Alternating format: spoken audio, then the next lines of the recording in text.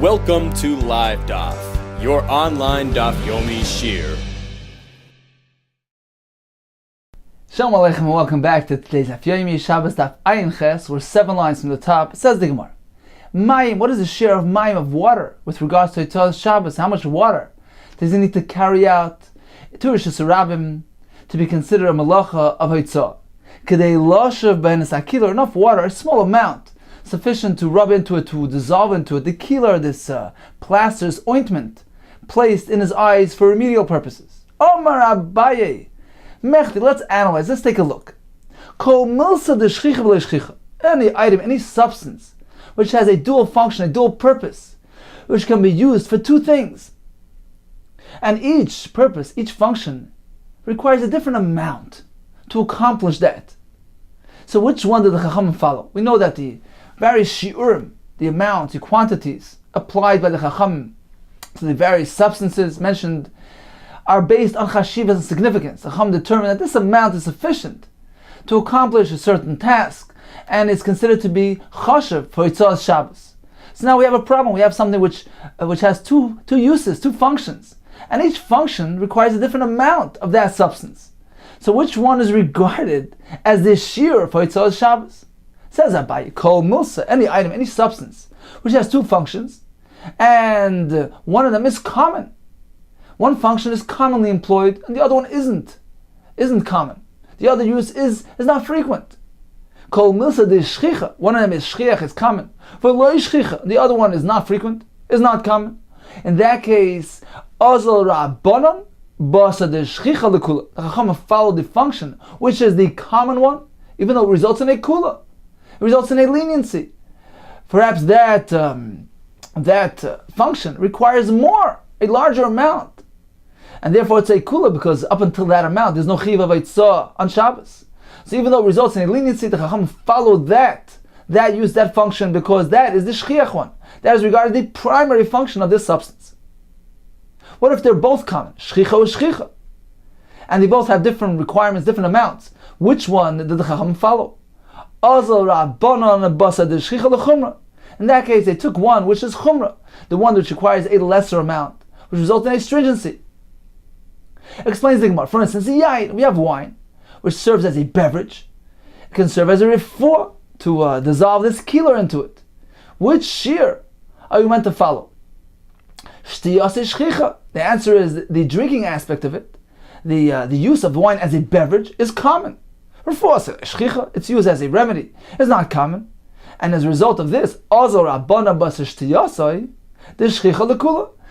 the Chacham followed the amount required for its use as a beverage, since that is the common function, the common use for wine, even though it results in a kula. As we learned in our Mishnah, what is the share of yayin? A large amount needed to dilute into a kosher bracha, which is larger than the amount simply needed for the dissolving of the remedy of the kilar. Why? Because the drinking aspect is common. Continues Gemara, another example: chalav, milk of animal milk. Achilas is shchicha. Its use as a beverage is common. Its use as a remedy is not common. Here again, azur rabbanon basa achilas lekula.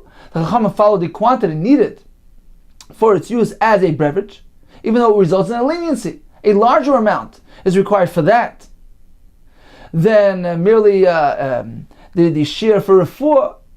As we learned in our Mishnah, what is the share of chalav? Kedei gmiya, the amount of a swallow, which is larger, which is greater in quantity than the amount simply needed for the refuah to dissolve the kilar into it. Why? Because its use as a beverage is common. Another example, dvash, honey. Achilas shchicha. Its use as an achila, to eat it, that's frequent, that's common. But refuas is shchicha, its use for a remedy, is also common. So we have shchiach versus shchiach. In this case, the Rabbanan followed basa refuas l'chumra. They followed the refuah function, the remedy function, l'chumra, since it results in a stringency. As we learned in our Mishnah, what is the shir of dvash? Kedei litin al pia al kosis, to place on the sore, which is a very small amount required for refuah, because this shear is a chumrah.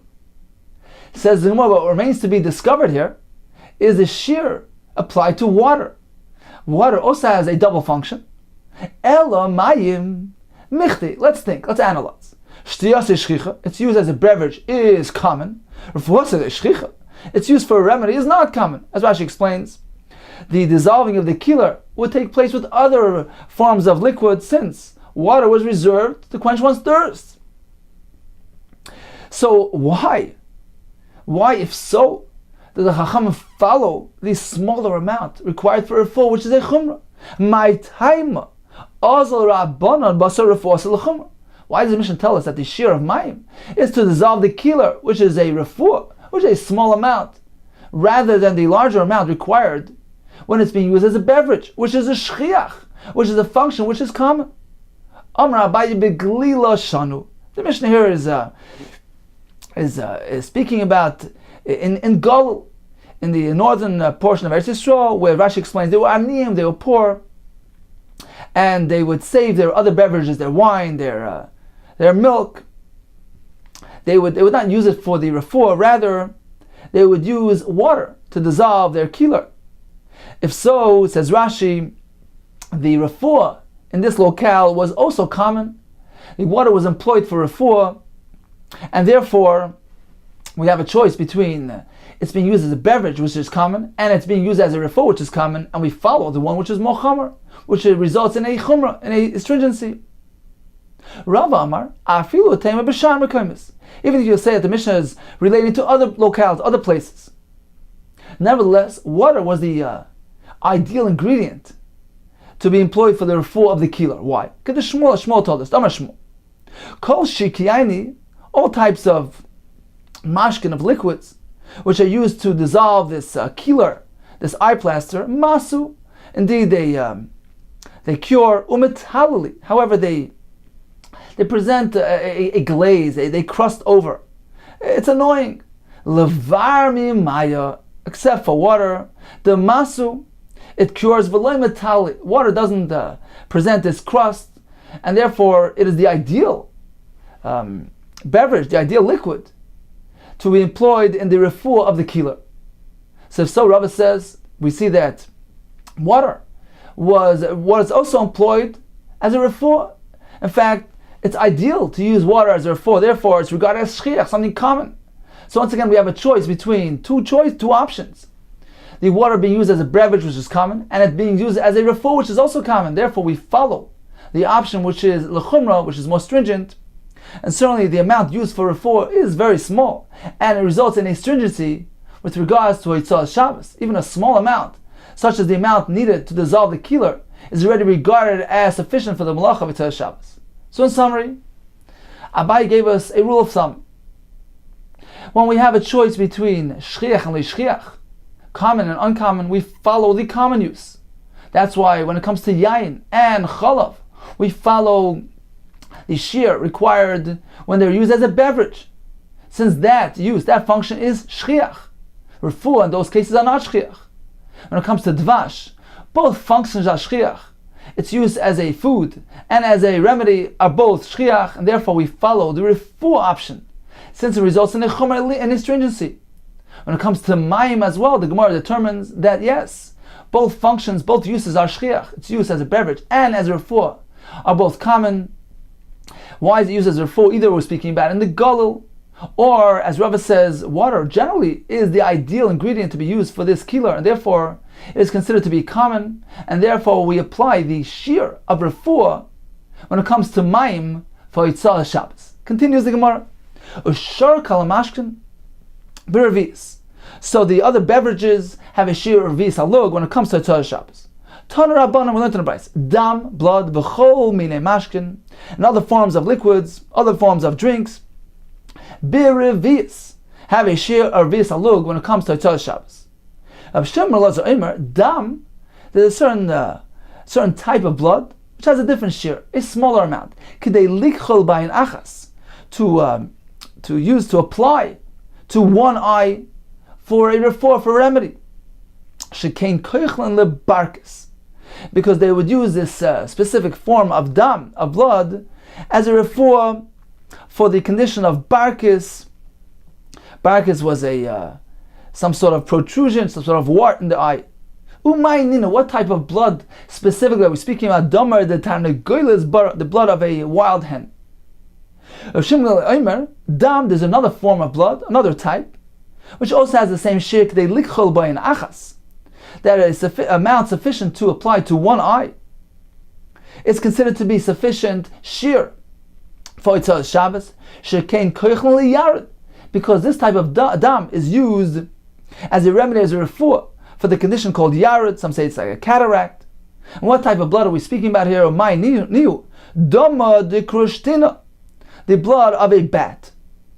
So once again, according to Shimon Lazar, if one is mitzi, if one carries out a dam of a tarnagoyles bar, of a wild hen, in that case, if it even has a small amount, which is sufficient to apply to one eye, in that case, it is regarded as chashav, as significant enough, since it can potentially be used for that remedy, for this person who needs it.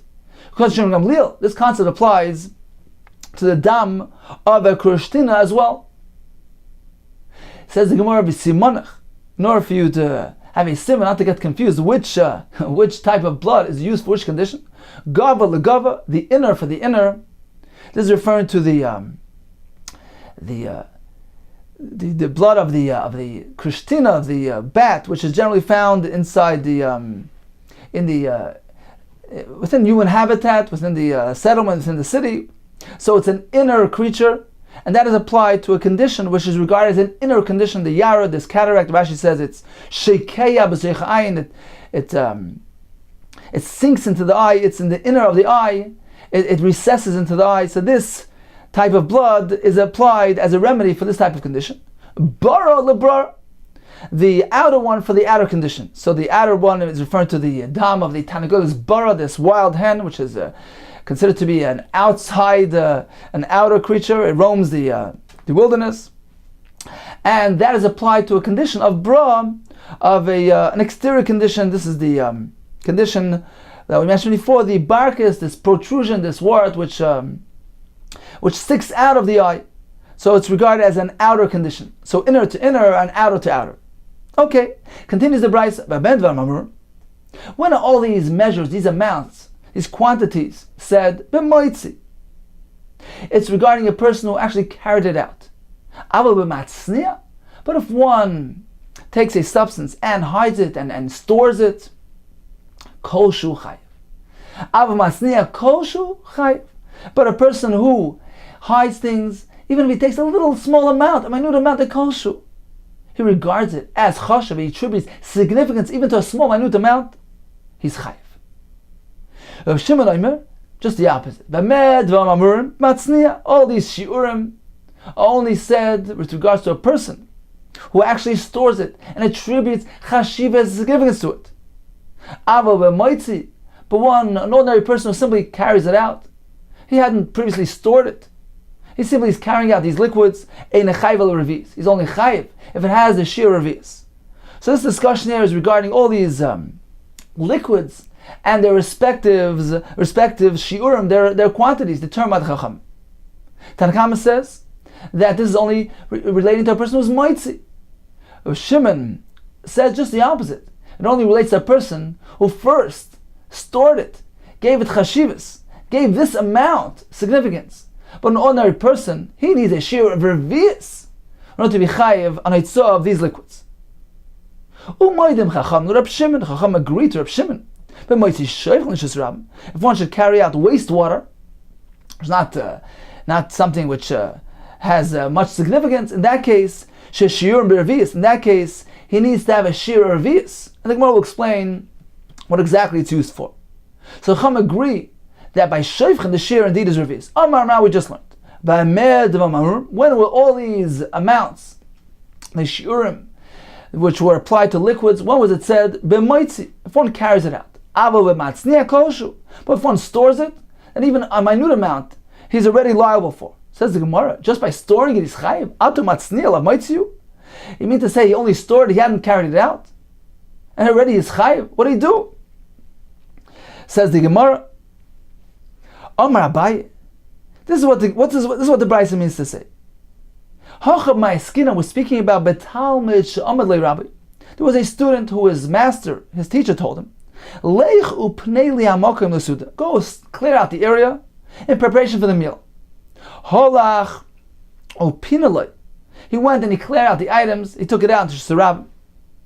So if it's pinaloi davar choshev lakoil, if it's something which is significant to all people, ordinary people regard this as something a davar choshev, chayiv iliyah.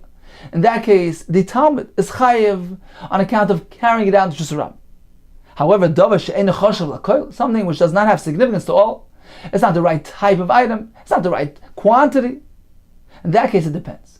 If the master had initially stored it, had attributed significance to this item, in that case, the student is responsible, is held accountable, is chayiv for carrying out this item to Shusarab. But if the master had not attributed chashivit to it, he had stored it previously, the student is not chayiv for carrying it out, since it's not the right type of item or the right quantity. But if the master had attributed significance to it, he had stored it previously, in that case, the item attains chashivas, it gets significance, and anybody who would carry it out subsequently is chayiv. Rashi points out, apparently we're following the shita of Reb Shimon Lazar mentioned earlier on Daf Ayin Vav, who told us that once any person attributes chashivas, Ruvain considers this to be a davar chashav, he stores it. In that case, the item has attained chashivas significance, and anybody who will carry it out will be chayav on the Eitzah. Mar, we learned previously, Moedim Chacham Reb Shimon. Chacham agreed to Reb Shimon, if one carries out wastewater in the Shusarab, Sheshiurim Revi'is, the shear is a Revi'is Haluk. Says, what purpose does wastewater serve? What is it used for?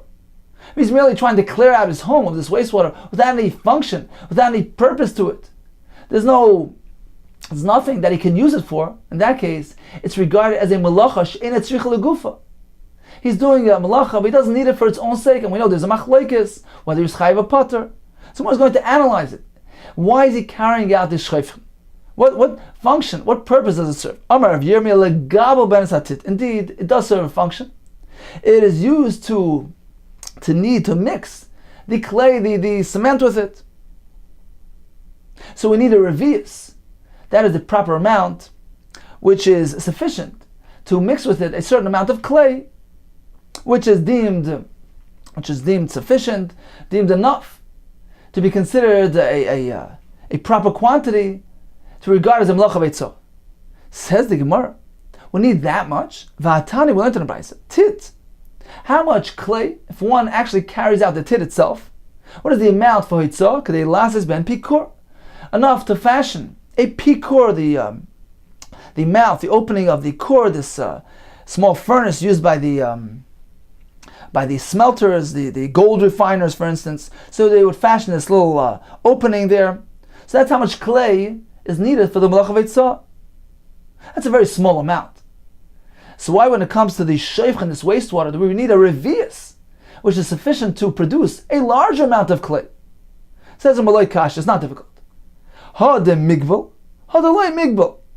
The Brisa, which tells us tit kedei lasas ben pikur, a small amount of clay, was speaking about tit which was already prepared, was already needed. So he doesn't need to go and prepare it anew. He's taking ready-made clay. In that case, even this amount is regarded as chashav, as significant. Ha, by us. The loy migval, it wasn't yet prepared, it wasn't yet needed. Lefisha in adam teireach, a person will not burden himself legabel tit, to mix tit, to prepare clay, to prepare the cement lasas pikur, to a small amount simply to use lasas pikur to fashion the opening of this kur. It's too small to burden himself to go ahead and start getting into the process of preparing and mixing this clay. So if it's ready-made, prepared clay, yes, a small amount of clay is sufficient for the melacha veitzah. It's regarded as significant. A person will carry out this small amount to go ahead and to form the pikur, so it's regarded as sufficient for the melacha.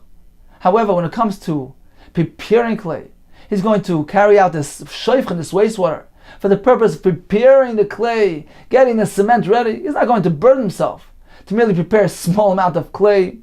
Therefore, we need a large amount, a revius, which indeed is sufficient to produce a larger amount of clay, which he will use for various functions. And therefore, it is regarded as a sufficient amount of water, since it can yield a significant result. Continues the Gemara, if one carries out rope, what is the shear? Sufficient to go ahead and fashion a handle for the basket. Gemi, this reed grass, to fashion a hanging loop for a sieve or a sifter. How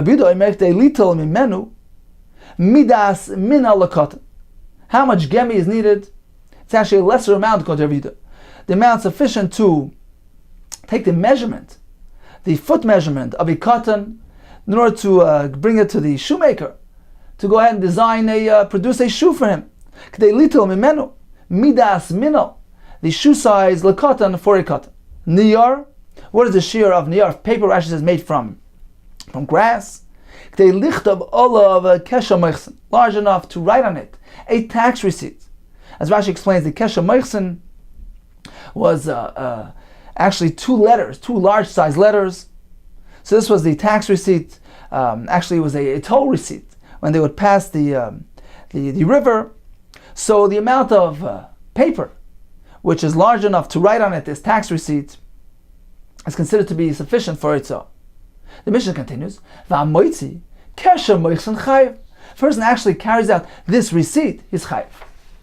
Niyar machak, erased paper. What does erased paper mean? It had already previously been written upon. It was erased, and now it's rubbed out. It can't be used. It's not suitable to be written upon any longer. In this case, it's meant to serve as for another function. Niyar machak. What is the amount of niyar machak for yitzah? Kedei lichroich al tzloiches ktana shel palyotan. Sufficient amount to wrap over the mouth of its tzloiches ktana, a small container of palyotan, the fragrant oil. Palyotan was the shemen afarsamine mentioned many times. Oir, what is the shear of leather? Kedilasis kamia, to encase an amulet. Klaf, parchment. Kedei lichtav olav parsha ktana shebektilin, sufficient to write on it. This smallest parsha of tefillin, Shema Yisrael, which begins with Shema Yisrael, ends with the pasuk Savtam al mezuzos v'secha v'sharecha. Diyoy, how much ink? Kedei lichtav beis oisis, sufficient to write two letters. Kechoil, eye paint. Kedei likchoil ayin achas, to apply to one eye. Devek, glue. Kedei litein b'reish hashavshik, to place on top of the board. The Gemara will explain what exactly this was used for. Zephes v'gafres, pitch or sulfur. Kedei lasis, nekef, in order to form to close up the mouth. Rashi says this was a kli which they would place kesef chai. Apparently he's speaking about liquid mercury. So they would go ahead and they close up the mouth of the kli with using either zephes or gafris. And then they would go ahead and make a small puncture in that zephes or gafris to extract the mercury. So the zephes or gafris are kedei lasis nekev, in order to close up this hole in the kli, and to go ahead and puncture in it the hole. Shava, what is the shear of wax? Kedei litin al pi nekev, cotton, to close up a small puncture made in a barrel of wine. Charsis, crushed brick. Kedei lasis pikur shel tzofei zav, to use it to fashion the pikur, this mouth, this opening of the core of this little furnace for the gold refiners. Rabbi Doimek, they last is pitput, in order to use it to repair a tripod. Subin, what is the shear of bran? They litin al pikur shel tzofei zav. So these gold refiners, if they would don't have access to coals, so they would use the subin, the bran, as fuel for their refiner. Sid, what is the shear of seed of lime?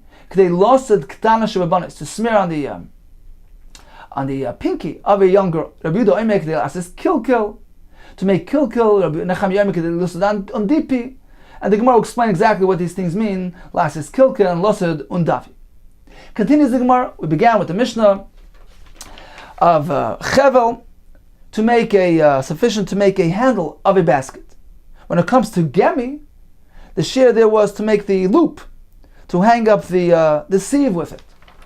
Says the Gemara, Chevel, when it comes to rope, nami lechayiv, k'dei la'aseh sloi l'nafel l'kvara. Why, when it comes to rope, did the Mishnah give us a larger amount? The amount necessary to make this handle for the basket, why wasn't it sufficient? The amount needed to make this small loop, the hanging loop for the sieve or the sifter. Says it, well, it's not used for that function. Even the chorik b'mana, since the coarse rope scrapes the utensil of the inshi, it's not used for that in that manner. Therefore, the Mishnah need to give us a different shear, the shear of a handle for a basket. Tana Rabbanan learned in the Bryce. Hutzin. Hutzin is the lulav branches. K'dei la'asos oizen l'sal, sufficient to make a handle for l'sal kfifa mitzris, for a basket made of palm branches. Sieve, what is the shear of the sieve substance? Rashi says it's something which grows around the palm tree. Acherim oimrim, others say, we know that acherim is actually referring to Rav Meir. The shear of the sieve is k'dei litain, enough, sufficient to place, the litain al pi mashpich cotton, to place on the mouth of a small funnel, l'san and esayayin, to strain through it the wine. Revav, grease, k'dei losuch, to smear tachas, is pugin, ktana, to place the smear on in the oven underneath a small roll. V'kama shiura, how large is this roll? Kesela, the size of a seller coin. V'atanya, haven't we learned kugoigeres, the size of a dried fig? Both sel and goigeres actually the same amount. Muchen. What is the amount for itzah when it comes to muchen, the fluffy material, to fashion from it a small ball? The kamashiure. What size ball are we speaking about? Ke'ega is the size of an ega, is the size of a walnut. So in summary, the Gemara gave us various shiurim amounts required for various substances when it comes to Itzah Shabbos. The shear of dam is revius, except for specific types of dam which are used as a remedy. In that case, the shear is likchol ayin achas, to apply to one eye.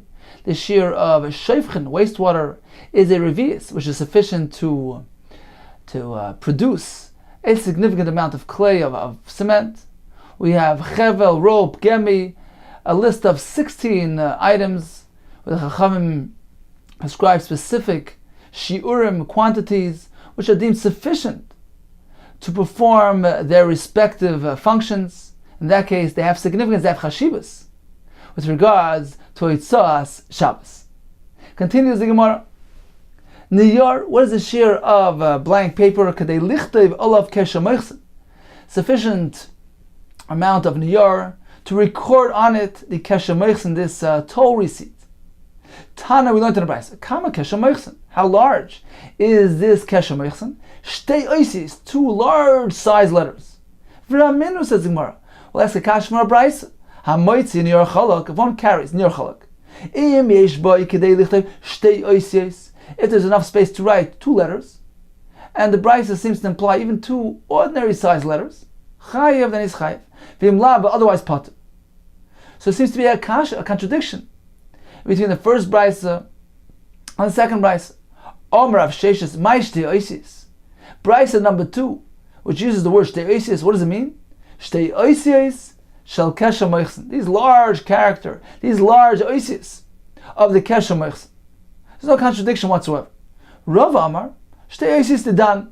When Bryce number 2 uses the word shtei oisis, it's referring to ordinary size letters. U beis achiza. However, we meant to add on the margin, a space to grab on to the paper. So when the Bryce says shtei oisis, the Bryce assumes that we're going to add a little bit more, which is needed to take hold, to grip the paper. So in total, the amount needed for the shtei oisis, the 2 ordinary size letters, plus the beis achiza, certainly equals amount needed to write the 2 large size letters. Rav Amar shtei oisis dedan. The 2 oisis are ordinary size letters. U beis achiza, meant to add on this beis achiza, the hainu. So in total, it equals kesha moichsen, the large size paper needed to write on it the 2 large letters of the tax receipt. Meisvei, we have a kasha from a third Bryce. Hamoitzi niyar machuk, if one carries out this erased paper, this paper which was previously written upon and it's rubbed out, unsuitable for writing any longer. Or he carries out ushtar parua, or a shtar, a loan document which has already been paid up. So the halacha is as follows: Im yesh beloivin shaloi, if there's still some clean margin available, k'dei lichtav shtei oisis, enough to record 2 letters. Oy bekuloi, alternatively, if the entire sheet here, this entire niyar machak or shtar parua, has has enough there to wrap it upon the mouth of the tzleichas tana, small container containing this fragrant oil. Chayiv. In either one of these cases is chayiv. So once again, either there's a sufficient clean margin to record two oisius, or alternatively, it can use the entire thing as a wrapping. Then it's chayiv. Vimla, but if it does not conform to this, potter is potter. Says in Rabbi Shleim with the Rav Sheshes. So this works well according to Rav Sheshes. The Amar who told us, "My shtei oisis." What is the definition of the word shtei oisis mentioned in the Brisa number 2? Shtei oisis kashem meichsen. It's referring to the large characters, 2 large letters used by the kashem meichsen. So here too, when the Brisa tells us in Brisa number 3, when the Brisa uses the word shtei oisis, it's also referring to 2 large size letters. Sharper, so it works well. Ela Rava, however, according to Rava, will have a problem. According to Rava, who told us, the Amar who says shtei oisis didan u beis achiza. Now, what is the meaning? Back in Brisa number 2, the meaning of the word shtei oisis, it means 2 ordinary size letters. But we're meant to add the beis achiza as well. The Brisa just assumes that we'll understand that it also needs some space, some gripping space. So when we add both areas together, the place needed for the 2 regular oisis plus the beis achiza, this will indeed equal the same space, the same area, the area required for recording of this tax receipt, which contains 2 large size letters. So according to Rava, it won't work with the third Brisa. Why? Because Hacha, in the third Brisa, we're speaking about a case where he has niyar machak. He has a sheet of paper which has been rubbed out already, and there's just a little bit left, a little blank space there, somewhere in this niyar, where you can write 2 small letters. In this case, he doesn't need additional empty space for beis achiza, because he can simply grab on to anywhere in the niyar machak, and the other section of the niyar machak, of the rubbed out area, that can serve as a beis achiza. Similarly, in the case of shtar parua, so he has a loan document which has writing all over it, which has been paid up. The Brisa tells us there's still some room available to write 2 small letters, 2 standard size letters. That's sufficient. Now, once again, here we don't need additional empty space to be used as a beis achiza, because he can simply grab on to the other section. The section contains the writing. So the Brisa speaks about shtei oisis. The Brisa is specifically speaking about an area which strictly holds 2 small letters, without any additional room for beis achiza. Because in this case, beis achiza is not necessary. He'll simply grab on to the rest of the paper. So apparently, shtei oisis here is a very small area, an amount sufficient to write simply 2 small letters. This won't be compatible with the shear of kesher meichsen discussed earlier in the Brisa number 1, which tells us we need a large area sufficient to write 2 large size letters. According to Rava, it won't work. Ela Rava the Amar shtei oisis didan u beis achiza daina kesher meichsen. When the Brisa number 2 referred to shtei oisis, it meant, a place to write 2 ordinary letters, but we assume that we also add some place for the beis achiza. So in total, it will be large enough to write 2 large letters. But in this case, in Brisa number 3, with the niyar machak and the shtar parua, hocha beis achiza leitzorach.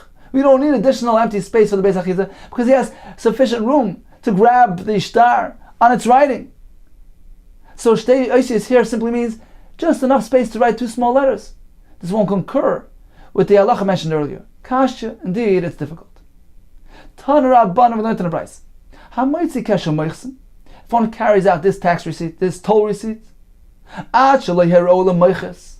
If he hadn't yet showed it to the tax collector, chayiv, then he's chayiv for carrying it because it still has value. Misher hero lemeiches. But once he showed it to he's already displayed it to the tax collector, it has no value, potter, and therefore he's potter. Rav Yehuda Omer, Af Mesher Olam Meiches Chayiv. Even after he displayed it to the toll collector, he's still Chayiv and Pnei Shetzorech Lei, because he still needs this receipt. It still has value. This is where my binayu. What is the point of contention here? Why does Rav Yehuda regard it as an item of value? And the Tanna Kama disagrees. Amar Abai, I'll tell you what. Ike binayu, re'yiti moichsa, the runners of the tax collector. So they had these runners who run after the passengers and harass them, accuse them of beating the tax, of evading the toll. So therefore, Rita says, even after he displayed it to the tax collector, he still needs to hold on to the receipt to fend off these runners. Therefore, it still has value. The Tanna Kama maintains no. At worst case, he'll just go back to the tax collector, who will attest to his honesty. Rav Amar, another reason why Rav Yehuda maintains it still has value, Meiches Gadol, a senior tax collector, Umeiches Katan, and a junior, a subordinate tax collector. This is the point of contention. According to Rav Yehuda, what happens is that the senior collector, he appoints a junior collector, and the senior one goes home. He's not available. Now, the senior collector knows that he paid his taxes, but the Meiches Katan perhaps doesn't know. So he still needs the receipt to display, to show it to the Meiches Katan. Therefore, it still has value. According to the Tanna Kama, at worst case, according to the Tanna Kama, there's no concern here. Why? Because we assume that the Meiches Gadol, the boss, has already given over that information to a subordinate that in fact this fellow paid his taxes. Rav Ashi Amar, there's another reason. Chad Meiches Ike. We're speaking about a single toll collector. Nevertheless, he still needs the receipt. He needs to show it to the other toll collector down river, the Amalei, because he's showing it to him and he's telling him, Chazi, take a look, Gavra the Meichasana, I'm a person, I'm a Gavra. The Meichasana, I pay my taxes, I pay my tolls. Don't ever accuse me of being dishonest. So he wants to establish his reputation to the other fellow down the road. Therefore, according to Rav Yehuda, the receipt still has some value and he's chayiv on the Yitzhak. So in summary, if one carries a kesher meichsen, if it's prior to displaying his chayiv, if he already displayed it to the tax collector, according to Rabban, he's potter. According to Rav Yehuda, it still has some value. The Gemara gives us 3 reasons: to fend off the runners, to display to the junior collector, or to establish his reputation to the collector downriver. Tana Rabban, we learned in the Bryce. If one carries out a loan document, if it has not yet been collected, if the shtar has not yet been paid up, then certainly it has value. Chayev. So he's chayev upon carrying it out because it is an item of value. Misha paroi. But if the malva, if the creditor is carrying it after he's already collected his loan, pater, in that case has no value, and he's pater. Rav Yehuda Omer, af misha paroi chayev. Even after the loan is already collected, he is chayev for carrying this shtar because he still needs it. That's one my binayo. What is the point of disagreement here? Why would he still need it, according to Rav Yehuda, and why would the Tanna Kama disagree with that? The Gemara gives us 4 approaches to the machlekes. Rav Yosef, what is the point of contention? Asur lasha is shtar paroi kebenayu. The question here is whether there's an isser to retain, to hold on to a shtar which has already been paid up. That is the point of contention. Rabbanan Sabri Asur lasha shtar paroi. Rabbanan hold one may not retain a paid up loan document, as Rashi brings the pasuk al tishkan be'alecha avla. One is not meant to have an avla, an injustice, dwell in his home. A paid up loan document is considered to be an avla because perhaps it can result in the loan being collected again. Therefore, one may not hold on to this type of item. So the malva, the creditor, will not hold on to it. And as Rashi points out, the loiva as well, the borrower, won't either hold on to it for fear that perhaps it might end up in the hands of the malva again. And perhaps he will go and collect his loan all over again. So therefore, this piece of paper, this shtar paru, has no value whatsoever.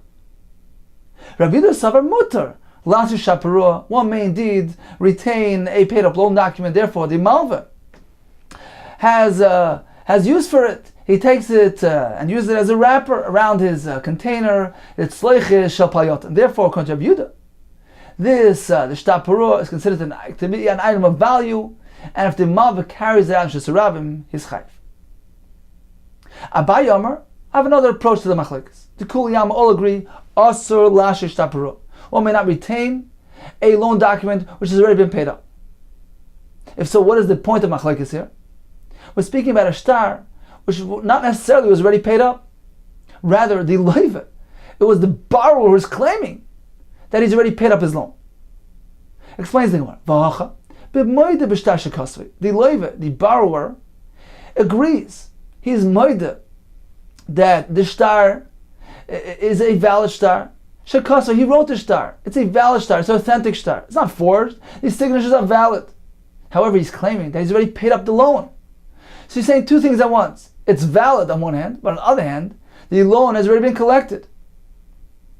The question is, in this type of scenario, can we rely on the words of the loiva? Can we say, well, you've agreed that this shtar is valid, you have proved its authenticity, and therefore we can collect with it? Or do we say that, once we listen to one part of a statement, we need to listen all the way through? You must believe him that the loan has been paid up as well.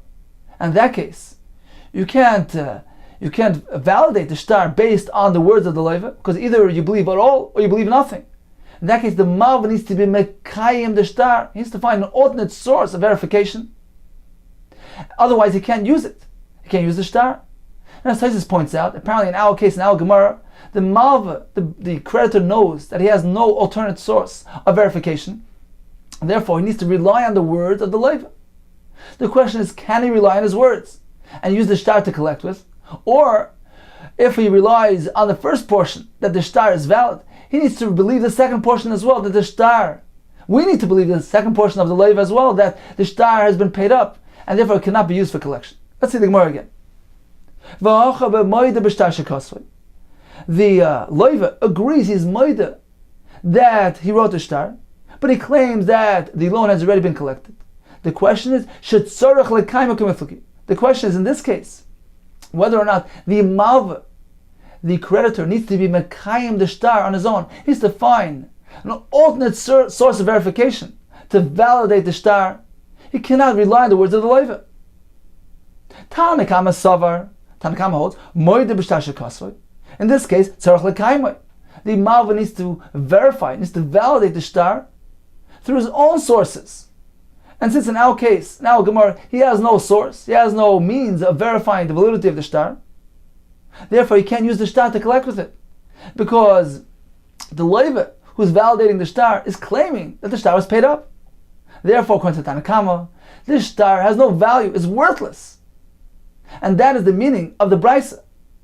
The shtar, misha paroi, once the loiva has claimed that he had already paid off the shtar, the choiv, in this case the malva can't use it, it's worthless. Rabbi Yehuda says no. Believe him halfway. Believe the words of the loiva when he says that the shtar was a valid shtar, but disregard the rest of the statement, the claim that he's already paid it up, that we don't believe. Therefore the malva can still use the shtar. The shtar has value, it has worth, and therefore if he carries it on Shabbos, he's chayv. Rabbi Yehuda moide b'shtar shekasvoi, in this case that the loiva is moide, ain't tzarech l'kaim, the malva does not need to verify it independently. He can use the shtar based on the admission of the loiva, and therefore it has value. Umay acheloi paroi umishapari. What does the brisa mean? Brisa began by saying if somebody is moitzi shtar choiv, acheloi paroi. This is the first word of the first line of the brisa. Tanraban hamoitzi shtar choiv, acheloi paroi chayiv. If it's prior to having been paid up, he's chayiv. If it's already paroi, then he's patur. Says the Gemara, it doesn't mean literally prior to collection and after collection. Umay acheloi paroi, prior to collection. Umishapari, once you already paid him. What does it mean? It doesn't mean literally paid and not paid. It means asher yomer loiva parati v'lei parati. We're speaking about the word, the claim of the loiva. So, if he agrees lei parati, this loan has not yet been collected, and certainly the malva who carries out this shtar and Shabbos is chayiv. It's valuable. He can use it for collection. But if the loiva sheyomer loiva parati, when the loiva says parati, he claims that this chayiv has already been paid up. He's already paid up his dues. In this case, according to Tanakama, has no value. It's worthless. The malva can't use it to collect. According to Rabbi Yehuda, it has value because the malva can still use it. Continues the Gemara, Rav Amar, a third approach to the machlekes. The Kuliyama all agree. Moide b'shtar shekasvoi, when the loiva admits, but he claims that he's paid it up, shetzarech l'kaimoi, the Malva can't use it unless he independently verifies the validity of the shtar. So where is the machlekes? So we're speaking about a case where he had already paid up the loan. It's not just merely a claim. All agree. The Malva agrees that the loan is already paid up. The shtar is already parua. And the Malva has possession of the shtar. The question is as follows. The question is, what is the accepted practice? What is the proper halachic procedure when one pays up a debt? Does the creditor simply issue him a receipt, a shoiver, koisvin shoiver? Or perhaps that's not fair, because maybe if you give him a receipt, the loiva might lose it, and may result in the malva going and collecting the money all over again. So it's not fair to give him a shoiver. You must give him the actual, don't document in return. You must return the shtar chayv to him.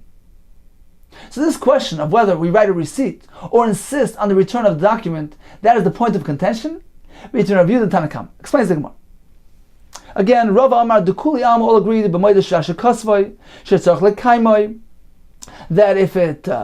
if the loiva is claiming that it's a good shtar, but I paid it up, the Malva can't use it unless he independently verifies the authenticity of the shtar.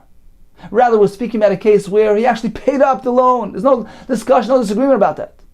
Machlekes is based on the question of whether the Malva, the creditor, will write a receipt, issue a receipt to the loiva. Tanakama Savar, Koisvin Shoiver. Tanakama maintains that the Malva may as well write a receipt. That's acceptable. And therefore, when the Malva is in possession of the shtar chayv, it's not something of value. It's worthless. It's been paid up already, and he's not meant to hold on to it. As Rashi explains, we're not allowed to hold on to a document which is already paid up. As we mentioned before, asur lasher shtar parua. Therefore, this document has no value whatsoever. So the Malva who's in possession of the shtar is valueless. For Rabbi Yehuda Savar, ain't kaisvin shoiver. We don't write a receipt. We don't issue receipts. Rather, the Malva is obligated to actually return the shtar chayv to the loiva. So in this case, says Rabbi Yehuda, when the Malva is still in possession of the shtar chayv, this shtar must be safeguarded. The Malva holds on to it for dear life, because if he loses this shtar chayv and doesn't return it to the loiva is going to go back and reclaim his money. He's going to have his money returned to him because you didn't return the shtar chayv to me. So therefore, this shtar chayv, a paid up shtar chayv in the possession of the Malva, carries great value. The Malva needs to safeguard it. It's valuable. He needs to give it back to the loiva. Otherwise, the loiva will reclaim his money. So this is the basis of the machlekes. We're speaking about a loan which was already paid up. All agree that it was paid up. The Malva, the creditor, is in possession of this shtar chayv. Tanakama says it's valueless, it's worthless. Therefore, if he carries on Shabbos, he's pot. Rav Yehuda says he needs to safeguard it, because he still needs to give it back to the loiva. He can't simply issue him a receipt. He needs to give the actual shtar chayv to him. Therefore, it is something of value to the Malva, and if he carries it on Shabbos, he's chayiv. A fourth approach, Rav Ashi Omar, was speaking about the loan document in the hand of the loiva. It's been paid up. And why does the loiva still value this loan document according to Rav Yehuda? Because he needs it to show, to display to the next creditor. He wants to borrow money again. He's going to bring along the shtar chayv to show him, to establish his reputation. The Amalei tells him, Chazi, take a look, Gavra, a man, the parna, I'm a man who pays up his loans. I'm an honest fellow, a man of integrity. Therefore, according to Rav Yehuda, he still will hold on to this paid up loan document for the purpose of displaying it to the next fellow, to establish his good name and reputation. Therefore, it still has value. Apparently, Tanakama disagrees. He holds that's not regarded as significant enough to give it value, and therefore, if he carries it on Shabbos, he's potter. So, in summary, we learned a brisa regarding a moitzi shtar chayv. So, one who carries a loan document, if it's prior to having been collected, then certainly he's chayiv. If the shtar was already parua, according to Tanakama, he's potter. According to Rav Yehuda, is chayiv. We have four approaches. Rav Yosef explains that the machlokes is based on the question of whether there's an isser to retain, to hold on to a shtar, which has already been paid up. According to the Rabbanan, it's usser. Therefore, the malva can't hold on to it. And therefore, it's valueless, it's worthless. And as Rashi pointed out, the loiva certainly won't want to hold on to it for fear that it might end up back in the hands of the malva. It might collect with it again. So it's valueless, it's worthless. According to Rav Yehuda, the malva may hold on to a shtar parua. Therefore, he holds on to it, he retains it for some sort of trivial use to wrap it around his container. Therefore, he's chayev for carrying Rishus Rabbim. Abaye explains that we're speaking about a case with the loiva. The borrower says, yes, it's a valid shtar, but I've already paid it up. It's parua. According to the Rabbanan, the shtar is considered to be null and void at this point because we must rely on the words, on the claim of the loiva. And therefore the malva can't collect with it. It's worthless. According to Rav Yehuda, we don't accept the claim of the loiva, and therefore the malva can still use it to collect with it. It has value, and therefore if he carries it on Shabbos, he's chayiv.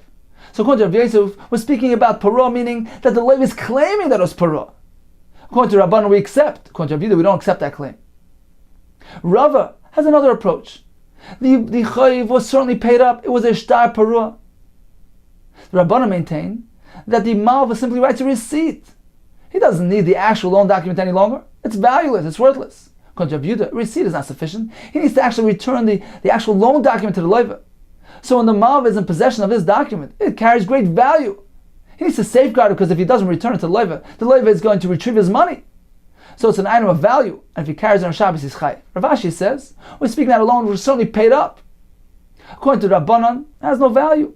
According to Rav Yehuda, it still has value, still carries some value for the loiva, because he will display it to the next creditor to establish his good name and reputation. Okay, time for a brief chazara. On today's daf, we began with a formula presented by Abaye. If we have a substance which has a dual function, then we follow the function which is common, even if it results in a kula. For instance, the wine, the yayin, and the chalav. We give them a larger share to reflect the use as a beverage, which is considered to be the common function.